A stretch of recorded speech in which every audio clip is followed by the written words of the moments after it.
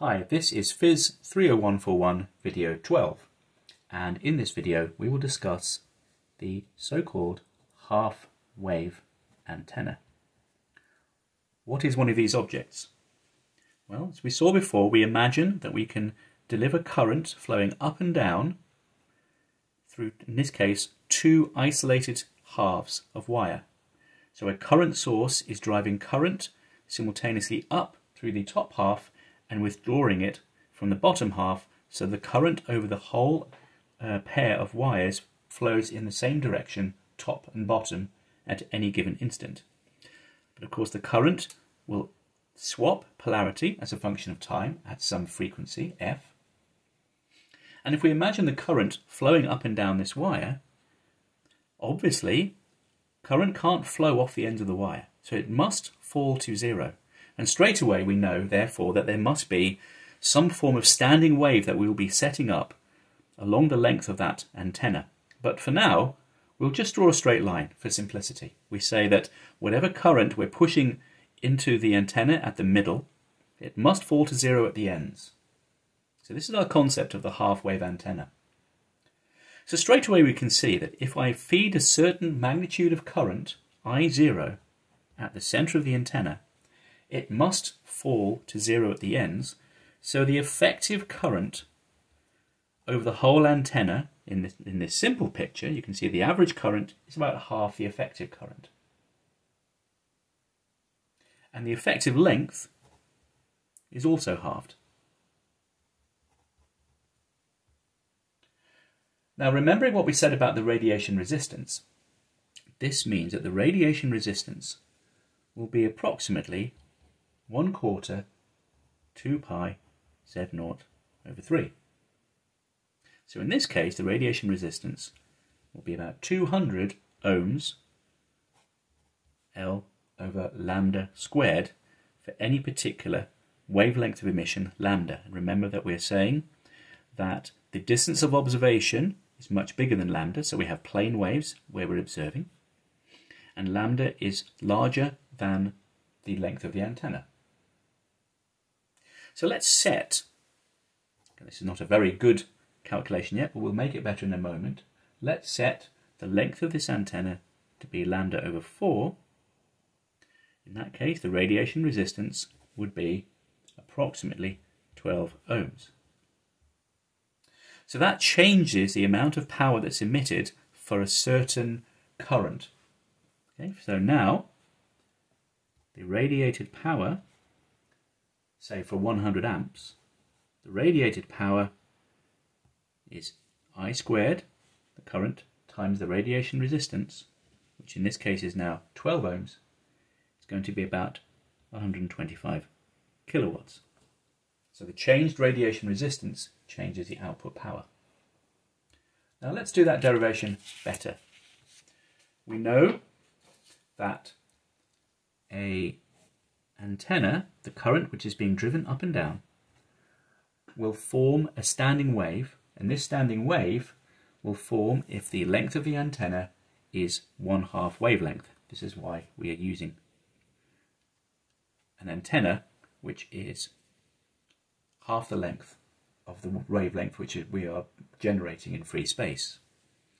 So we know really that the standing wave will be a half sine wave, and what we're trying to figure out is what is the radiation received at some far distance due to the whole antenna.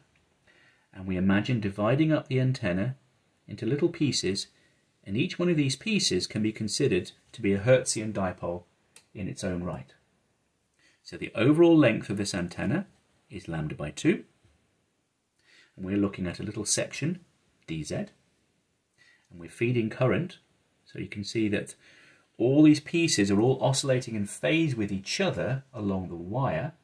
They're all being fed by something like a coaxial line at one end. Okay, so because these two wires here are close together and have currents flowing in the opposite direction, of course there's no radiation there. And we have this antenna. By the way, this antenna can be a piece of wire, it can be a tube. Okay, and whilst all these pieces, all these Hertzian dipoles, are in phase together along the wire, but with different magnitudes, as seen by a distant observer, there is nevertheless a small phase difference between, say, this piece of antenna and this piece of antenna. So that will change the total amount of power we see at some distance r.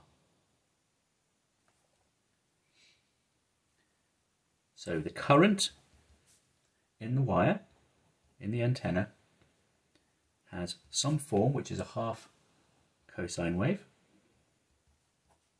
Okay. And the whole thing oscillates in phase with the same frequency, so that I equals 0 at the ends of the antenna. Okay, lambda by 4. Remembering that lambda equals 2L. So what we have to do now is to sum up all these little pieces. Now that's done in the notes, so I'll just write down the answer.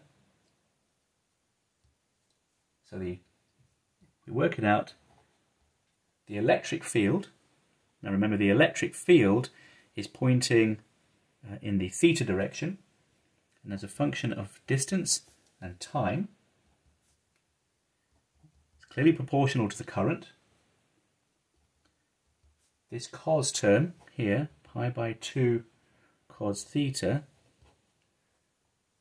this arises because of the different phases of each of these different pieces of the antenna. We have the overall sine theta term, and we have a 1 over r term due to the distance. We have a phase component here, and of course we also have the variation due to time, so there's a frequency term there, and we have a phase caused by the distance away from the center point of the antenna, that's r here. And straight away we know that because E theta over B phi, remember this is a plane wave at large distances, E theta over B phi equals C, we now can explicitly write down the electric and the magnetic fields for the antenna.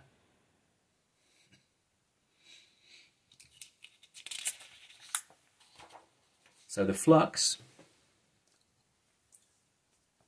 is S is equal to I naught squared. So again, the power is proportional to the peak current squared over 8 pi squared epsilon naught C.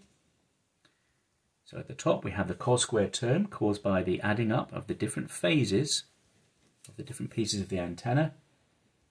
And again, as we saw before, we have a sine squared behavior because we don't get power going straight up or straight down, and it varies as 1 over r squared as we would expect, and of course the power is pointing out in the radial direction in the far field. So if we calculate the total power, there's a few steps to do in the notes, and I won't summarize them here, but it has the same term as before, an overall scaling term, 4 pi epsilon naught c there at the bottom there, and we need to integrate over all angles of observation from 0 to pi, so 0 is going down and pi is going up, 0 is going up and pi is going down, and we see this term cos squared at the top, pi over 2 cos theta, and you'll see in the notes that one of the thetas, one of the sine theta terms here disappears because of that polar angle. And this integral here can only be done numerically. That value is about 1.22. So what does that mean? That means the total power emitted is about 1.22 times the peak current, including the scaling factor, which, if we work it out, is about 0.194 times the free space impedance. And we've switched now from the peak current to the RMS current. So this is the half-wave antenna power formula.